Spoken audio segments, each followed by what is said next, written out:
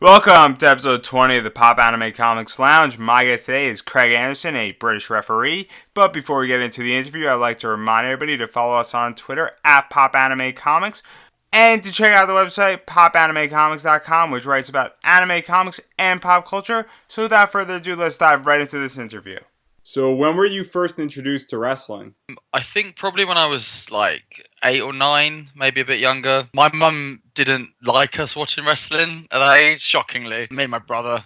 And so occasionally when we went around to one of my friend's house, we used to like try and stay there as late as possible to watch Raw. And we only knew Austin and Rock. That was the only two people we knew. But yeah, about 8 or 9 years old, I'd say. And you said you were watching Raw. Did you watch anything else besides Monday Night Raw? At that age, no. Growing up, though, I really got into like the WWF at the time, sort of around early, 2000, maybe like late 99. I kind of remember Kurt Angle winning the title. First thing I really remember, but I remember bits. I've watched stuff from everywhere, WCW, ECW, and WWF, and WWE, if you like, from years and years and years. But yeah, that was probably the first point that I started watching it. So was there any wrestler who really inspired you to get into this industry? Wrestler-wise, I've always heard like 3 or 4 favourites over the years. Shawn Michaels, Edge, and Kurt Angle were 3 guys that I was like, they are kind of inspirations to a lot of people. But referee-wise, I suppose, I look at refs like Charles Robinson, Chad Patton in WWE. They've done very well. And obviously, Chris Sharp lately, he's been a tremendous help to me in regards to advice and, being able to almost mentor me. All them sort of people have been sort of inspirations in the role models. So before you came into the wrestling industry, what were you doing? I finished my degree. I did a media degree here in the UK in Leeds.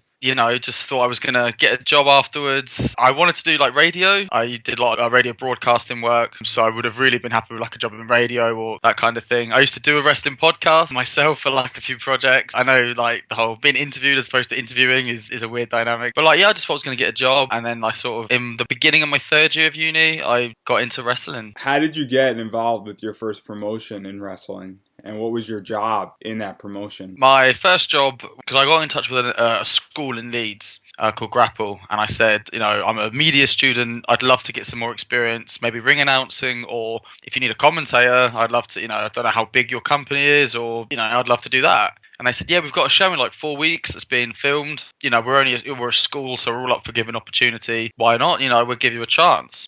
I've watched it back. It's dreadful. I was not good. But I suppose I was probably quite out of my depth for like my first ever show. But I can look back on it and laugh. But yeah, I did that, and then I kind of progressed. The boss of the academy sort of went, because I expressed an interest in like learning how to ref and doing it properly and getting the proper gear and things. And he said, well, do you fancy reffing on a few shows? I said, yeah, of course, that'd be fantastic. It just snowballed from there. It just took off in its own life. So why refereeing? What is intriguing about becoming a referee? I think for the most part, it's being able to be in the ring with some excellent talent for a start, being able to appreciate wrestling from a different sort of standpoint. I think another thing as well, I'd seen, while I trained as well, like I go to, not as much now, but I used to like go training a fair bit. I go to shows, and some shows I'd see refereeing done from what I perceived to be done badly. And I was just like, I could do better than that. So instead of just saying I think I can do better than that, why don't I try and do better than that? It was like a case of, I just think there wasn't very many. There are some very good refs in this country, but there are also some very bad ones. And I personally just thought I could bring that standard up and hopefully contribute to a show. So you said you trained as a referee. How did you train? I just did the same drills as the wrestlers did at training. So the same bumps, the same sort of tech stuff.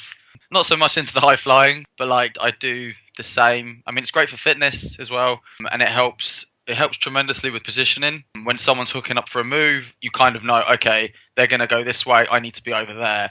So you can sort of try and think at least one move ahead, or if not 2 moves ahead, to where they're going to go next. I also think it kind of helps with the respect standpoint. When wrestlers know that you've also put the effort in to train, generally found that I get a little bit more respect from the boys and the girls, because I've trained as opposed to just, I'll ref, and there's definitely an aspect of, okay, he's been bothered to do that. That's cool. That's a good thing. And now referees take bumps, but it can't be a wrestling bump. How do you go about taking a referee bump and selling it to the crowd? Yeah, it's weird. No one teaches you how to ref bump, if no one teaches you that. I mean, I remember my first proper ref bump, and it was just get hit and just effectively just fall over. Like, you really just get hit, and with the part of your body that's been hit the hardest, take that and almost go like top heavy. So if I'm taking like a super kick, I just kind of almost go down like my legs being swept from underneath me, and just fling your legs up in the air and throw your face down, really. But yeah, it's very peculiar. It's something like you can practice, but it's almost instinct is almost better, because if you practice how to ref bump a lot, then it looks almost like it's something that should happen correctly, as opposed to just falling naturally down to however you get hit. But yeah, it's very weird, and there is no criteria to be taught how to ref bump correctly or not correctly. So yeah, it's a bit peculiar. And then how often do you train as a referee with, the wrestlers as well as on your own? In regards to like seminars and things and sessions, I used to train like once a week when I first started, because I wanted to learn a lot, and I found the more I worked on shows, the more I progressed, the more I learned. But I'd say now I probably maybe once a month, if not twice a month now, just to keep my fitness up, to keep, as well as the gym, but just to keep going. But I used to train like once a week. I tend to and if there's an opportunity, like a special seminar, for example, we had Dave Taylor come over back to the UK, former WCW and WWE guy. He came back over, and we have a trainer called Marty Jones, they go way back to the kind of World of Sport era days here in the UK, plus El Ligero, who's one of the top guys in this country, as well as Paul Parizio and JC Thunder. So we've got like 4 solid key trainers, plus we're very lucky and we get like we have good contacts, and we get good people that come into grapple to teach us. And as a referee, when do you get involved in the match planning and making and knowing what exactly is happening, when and where? When do you come into involvement in that? It kind of varies, I suppose, match to match. Sometimes go over to the people in the match and be like, what's the finish? Or do you need me for anything? They tell me what's going on. And yeah, or they might come over to me and be like, Craig, are you okay doing this? So it does vary. But if I just happen to see them and I've seen they've been talking to each other, because there's no real point in going over to talk to one person when they clearly haven't spoke to each other yet. So there's no really point in worrying them about and troubling them for an answer or help. But yeah, I tend to try and leave it a while, so then I don't have to again, it doesn't want to feel like you're having to hassle them for like a constant answer. But I find with a lot of people, they kind of just tend to come up to me and be like, oh, okay, we're going to do this. And I was like, okay, that's cool. So yeah, it really varies. And I think it's also safe to say that a good referee understands that they're not the main draw for the match. And so do you feel that not being noticed is one of the key elements of your job as a referee?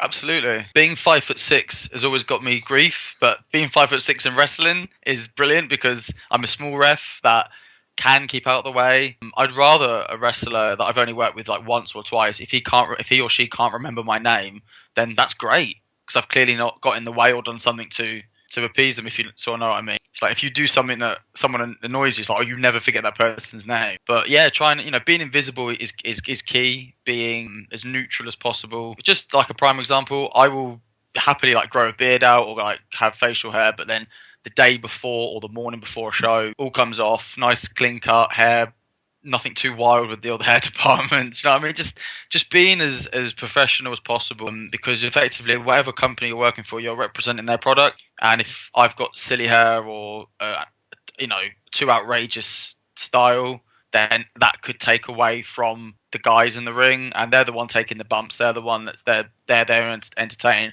Of course, I'm a part of that. You can't have a match without a ref. But I'm not, like you just said, I'm not the person that they've paid money to come and see. They come and pay their money to watch the guys in the ring, not me.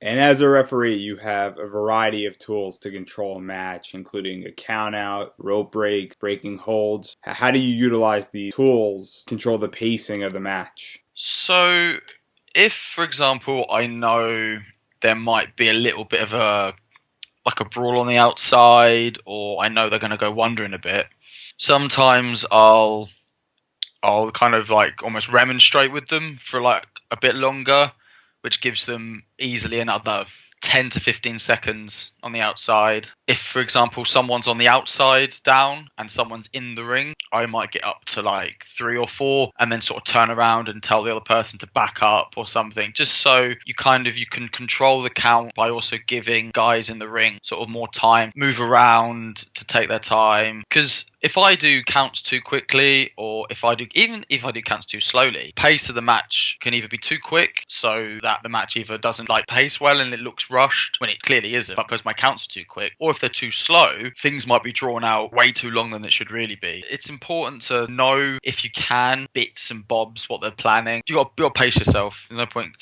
no point speeding ahead too fast. So how much effort are you putting when you ref, and how much focus do you have on the match that you're refereeing? Oh, everything. You got to be completely concentrating on what's in front of you. Because at the end of the day, if there's someone that's never been to a wrestling show before, or a child or a family that have only seen, the WWE or maybe TNA on telly, they're coming and they've watched those refs on the telly do a certain thing. So if they see a ref in the ring that doesn't do those same sort of things, they'll be like, it'll be obvious to them because they've just realised and watched, WWE. So of course, concentration has to be 100%. You have to give it everything. The guys in the ring are. So the ref, as like I said myself, I would expect of myself, if I was in the crowd watching me, I'd be like, why isn't he gone all the way down for that pin? Why is he sort of just like gone down to like one knee? Why isn't he doing that count very loudly? You have to be very vocal as a ref to assert your authority in a match. If you're quiet, then the wrestlers won't take you seriously and the crowd won't take you seriously. You need to be focused and you need to be loud. And is there a difference between British referees and American style in refereeing? Not for the most part. I'd say it's quite similar. Of course, there's like British style matches, which are like first to two falls, which is a British style match when you do rounds as well, like 5-minute rounds up to 6 rounds. But in regards to like the officiating, maybe there is a difference, but I've not seen any sort of major differences, no. And as a referee, have you ever had to modify a match because a wrestler got hurt? Yeah, there was a show not so long ago where someone got injured to the point where he literally could just about roll, but he couldn't do anything. So the finish was supposed to be a pinfall, but we ended up sort of ad-libbing and doing a count out because he was very injured. I find it quite peculiar. Like, for example, in I suppose in soccer or in rugby or any contact physical sport, you'd stop wrestling most of the time. You keep going till you finish, which is crazy when you think about it. It was a bad injury. He ended up having to go to hospital and the rest of the show actually got cancelled. It was a bit scary, but like, best thing I can do in that situation is remain calm, keep talking to him. The help was great, so there was no problems. He's fine now, he's completely fine. But obviously at the time it was just obviously a little bit scary for him to be in that much pain. And now as a referee, the crowd has given you some shit. Why Absolutely. is that, or why do you think that is? There's a lot of contributing factors to that. Sometimes, like, I think they watch football. A lot of wrestling fans are football fans. They give the ref crap in football, or soccer, as you guys would like. Unbelievable amount of rubbish. So it's the same like position. We're both refs. Oh, we're going to give the ref some shit for making a bad decision or a good, whatever. As long as I don't make I suppose I feel like a proper mistake, then getting the abuse is kind of just part and parcel of. But it doesn't bother me. It's quite funny sometimes when I'm getting held abuse by the fans. But yeah, I've got thick skin. Doesn't bother me at all. You've also been attacked by a few wrestlers, Violet and Nixon. How did that come about? Basically, there was a match. It was them two versus Lana Austin and Ruby Summers in a tornado tag, Falls Count Anywhere women's match for title in Leeds, title wrestling. So our regular referee, Dan Eagles, who refs for them, I do commentary for title. We were sort of talking, we were like, well, it'd be kind of, if 2 girls go one way and 2 girls go the other way in a Falls Count Anywhere match, how can you be in 2 places? So it was obviously, we decided it would best if we had 2 refs for that match. So being the heels, if you like, Nixon and Violet were going to lose. Originally the match was a draw and the match got restarted and then they lost. So then they took out their frustrations, as you can see from that video on YouTube, on myself, with a nice swift kick to the old ghoulies and then a nice shining wizard by Nixon. Do you enjoy being part of scenarios like this where you're elevated higher as a ref? I'm there to help the show in any way I can. If that involves me getting the crap kicked out of me, fine. That doesn't bother me.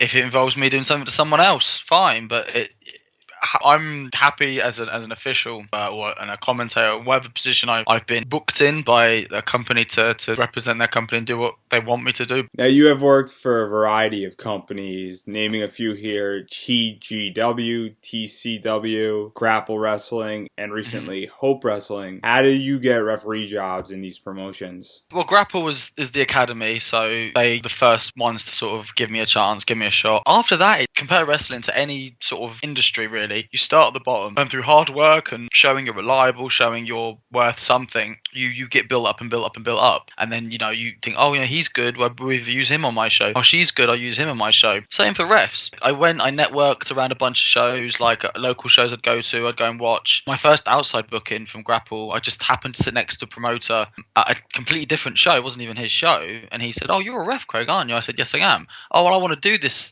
thing with it. So he booked me for his show, and then I kept working for Grapple, and then for TGW, that's True Grit Wrestling, the owners of the academy I train at decided to launch a pro company, if you like, called True Grit. They asked me to officiate one of their shows.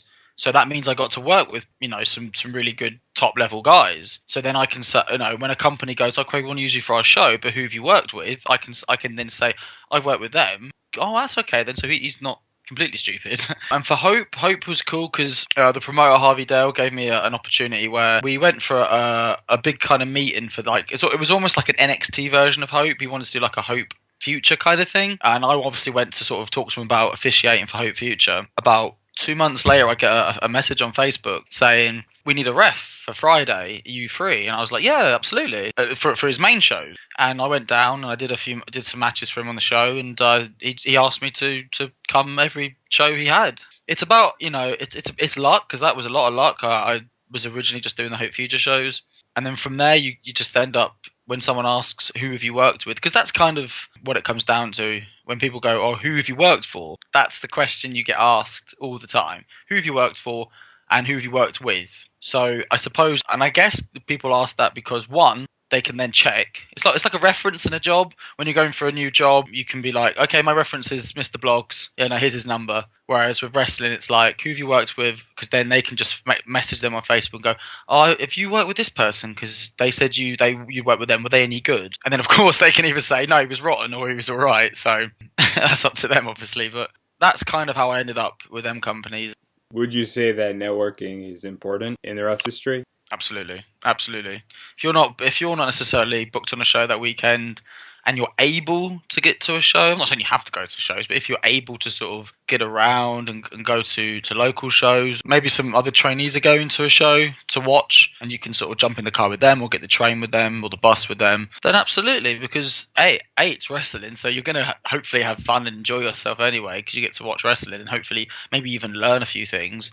And two, yeah, absolutely. If you can and you do get the opportunity to talk to a promoter, if the opportunity does come around, just, say hello, be friendly, courteous, be respectful. You really don't know, and it's a key part. Now, you've been refereeing for almost 19 months now. It seems a lot longer. Yeah, it does.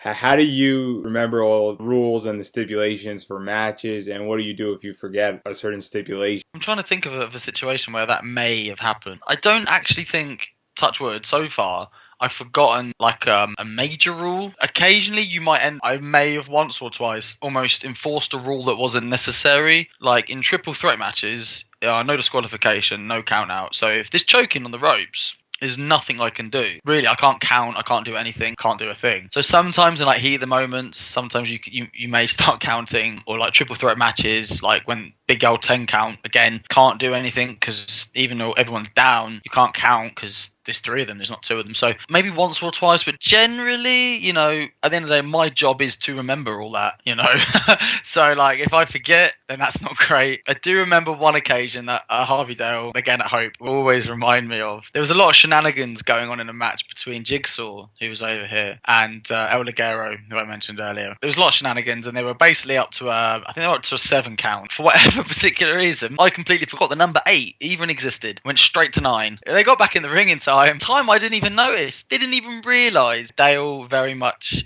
made me aware that I had forgotten the number 8. And every time I do an 8 count or 10 count now, he always reminds me. That's the one occasion that kind of comes to mind, but I don't think there's been any other. And as a referee, do you ever go back and watch the matches that you refereed to improve? Yeah, absolutely. I was saying having a conversation with a friend of mine who's a wrestler over here very recently about self-evaluation. While it is, of course, super important to sort of ask your peers how you think that looked, or was that okay?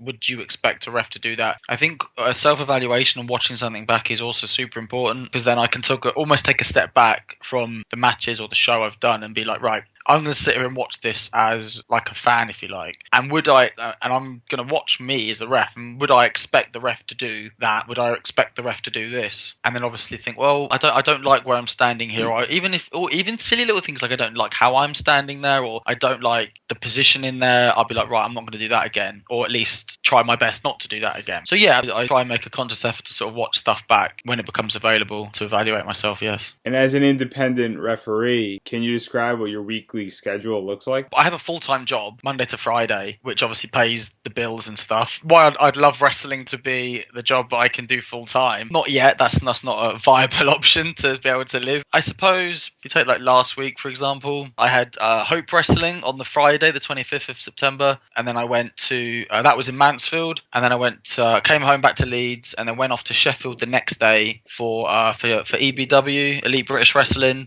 And they had a day show, a matinee show, and then they had an evening show. So I was there all day for that. Came home, and then on the Sunday, the 27th, I had a show for Tidal in Leeds. It's a super busy weekend for myself. And you've been very lucky in the wrestling business, and having jobs from being a ring announcer and commentator to getting into refereeing. What advice do you have for people who want to get into the wrestling business? First things first, just find a school close to you and just shut up and listen. Really, but you go into wrestling thinking you know it all, but you don't. You really, really don't. Everyone in wrestling has an ego. Everything from ring announcers to refs to, of course, the wrestlers themselves. And it's all about checking that ego at the door and being humble, respectful, courteous, and listening. Really, first things first. Find a school with decent trainers and go from there. Really. And then before we allow you to go back to your Pioneer, start a new one, do you have anything you'd like to promote? I suppose upcoming stuff. I mean, yeah, of course, go and like the Facebook page,